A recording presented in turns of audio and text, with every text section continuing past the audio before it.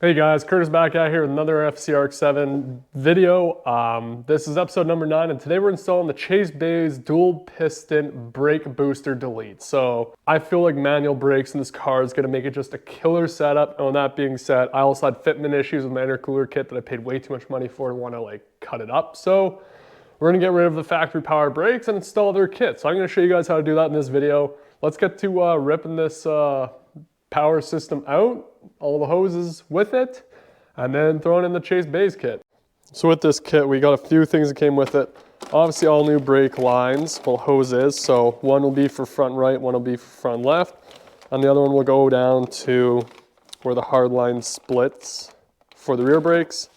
We have here in this bubble wrap our 6-to-1 pedal adapter. This is in order to give you enough pedal force for manual brakes. So this part goes on your pedal assembly. This is obviously the piston for that we got to adjust. And then our beautiful dual piston brake booster. So these will be our front lines, front right, front left. And then our rear with a proportioning valve. Very slick, very nice setup. So bolt around firewall. It's just this part here we're gonna have to Dremel a bit out. The original hole for the brake booster is kind of down here, so it's got to Dremel a bit out the top here. Bench bleed this system, install it, hook up our lines, and that's it. It's a real straightforward, easy system. This obviously just bolts right onto the pedal assembly, and yeah, it's straightforward. So let's get to tearing the old one out so we can get this real nice, beautiful stuff in. So obviously with tearing this out, we want to make sure we put a rag underneath to protect the paint from any fluid that came out.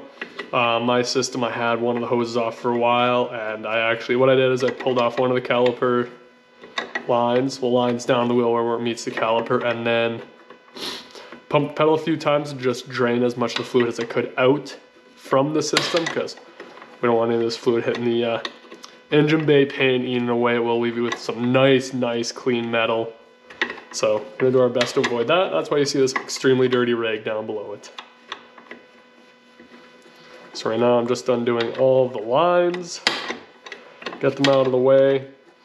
Obviously the hard lines come straight out, we're replacing with those real nice lines. And from there we take the booster off from the inside, deep underneath the firewall. I'm sure that's gonna be fun in underneath the dash. See how tight it is. I'm sure when you're doing this on, cars with cages in and not much interior left, it's a lot easier, but we still have a full dash. So we'll see how this goes. All right, so on the inside of the car, it isn't too terrible up here. You got a single pin you got to take out from, so I get the right angle up here. Single pin when it comes through up in here, lining good, and then obviously we got those 4 bolts up there. And quickly zip them off, and it's out. Honestly, this isn't terrible.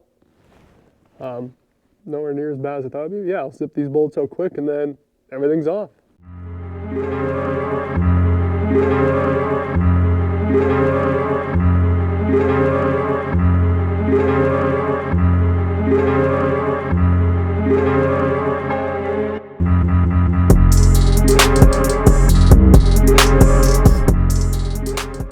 Right, so we also got the manual brake setup test fitted. There it needs to be Dremeled, marked out. Now, as you can see here, I'm just hopping on the Dremel. I'm gonna make a few relief cuts in the middle and then come in with the grinding disc on it to clean up the rest of the metal. Just making a nice opening.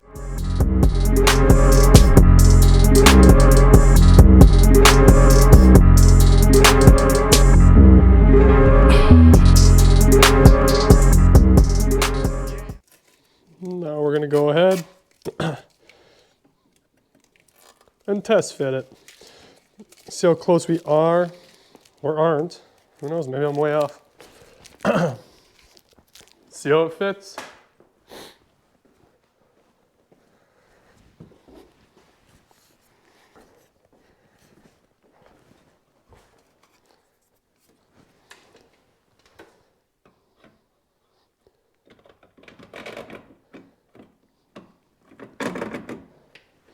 Just like that, we're in. That is slick. That is nice. All right, so we got the new Master 100% bench bled / make bleeding on the car a lot easier. And we actually got the pedal, the 6:1 ratio pedal adapter installed in the car. So I'll give you guys a quick view of that. So now we'll go ahead and we'll install this new Master, and then we'll bolt on the little push rod from the 6:1 adapter to the Master. We'll make sure we adjust it so there's no slack in it. It's tight. You know, there's no lash left in it. That way when you depress the pedal, you get the full range of movement from the piston into the brake master. And then from there, yeah, it's just bolting up these lines, bolting up the line to here, front driver, passenger, and actually I got the car up on jack stands the full way around now. All the tires off, because at the same time, I am going to replace all these crusty old hoses with my stainless ones, doing one fell swoop. I know a lot of this stuff is real old and crusty, so it'll be nice to change this out and get something fresh that I won't have any possible, you know, sponging with, or if any of these are, you know, cracked where I don't see it, might get bulging out of them. So new brake lines, like right from pedal to rotor, is going to make just an absolutely huge difference in the car. So yeah, let's get the booster bolted up here and the rod in place. All right, so we got the dual piston brake booster delete by Chase Bays on the car. Few things to know with this. I'll show you from the underside. I'll show you here, and then I'll show you from the underside, up by where the brake pedal is. Obviously we had the firewall modification, and then the other thing you should note is there is some trimming inside the car to do. So there's a structural brace for kind of the dash / steering wheel. You got to trim up the one side in order to get full pedal swing. So actually I'll show you that now, and then kind of explain to you why I did the dremeling there. As you can see up here, everything's installed. So I did have to cut away some of the structural brace for the steering column here. I then actually just grabbed with a set of pliers and bent it out. This way that pin actually doesn't bind. It used to actually hit there, and then if you didn't bend it out, the 6:1 piston would bind on it, and then it's gonna be hard to see, but up in here where the piston goes through into the mass cylinder, it was binding on, there's an inner wall here, kind of like how this one is. It was binding there, so I also had to Dremel that quite a bit, and now I got that full movement out of the pedal, which is real nice and crisp. So some of the grinding you gotta do and clearancing to make this system work off the 6:1 ratio, and then into the piston for it, but it functions beautifully now. Real nice movement, so I'm really excited to try this.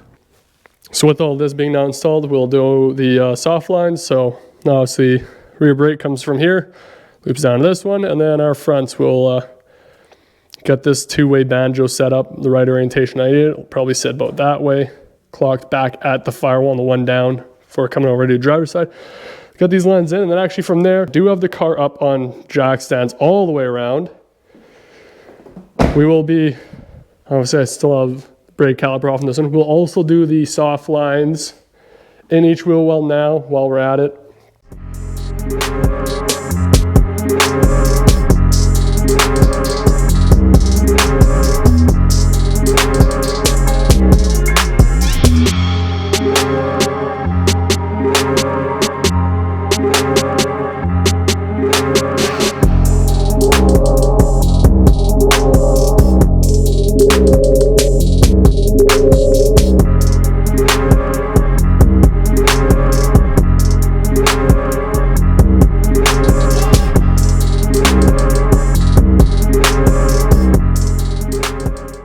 So yeah, that was installing the Chase Bays dual piston brake booster delete.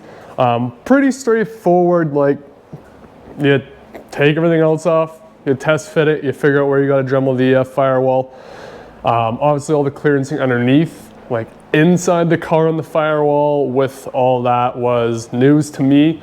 Any of you guys that buy these will soon figure out that they don't come with instructions. They have a video online on how to install them. Granted, they do it on like a pedal box. It's on the floor, not in a car. So, you know, they don't have those issues. And then the firewall clearancing, I swear they showed them like an EK Civic that's ready for paint, like nothing there. So it looked pretty straightforward, but overall it wasn't bad. I'm really excited to, obviously I can't road test, I can't see what it's like, but I'm sure the input Once I'm driving it, I instantly fall in love with it, the responsiveness and the way it's gonna feel. So I'm really excited for that. The lines they're nice. I kind of wish the rear brake line was different. I understand they can't do much considering that's where the factory flare is. Maybe in the future, and I'm feeling crafty, I'll take that flare, pull that line off, or cut it lower and then flare it so that line, that new stainless or rubber line can go somewhere else other than that weird kind of loo-shaped thing has going on there. But yeah, overall, really impressed with the product. Cleans up the engine paint absolute ton and will just help add to that finished piece of, you know, the car and the aesthetics we have going on kind of in here. I think it's gonna help bring this build together around a ton, and I'm really excited to try it. But yeah, that was your Chase Bays Dual Master, whatever, delete, install. Let me guys know what you guys thought of the video. Let me know if you guys are gonna buy it. If you guys possibly buy it, get on your car and onto the road before I do, how it feels, and yeah, I'll catch you guys in the next one.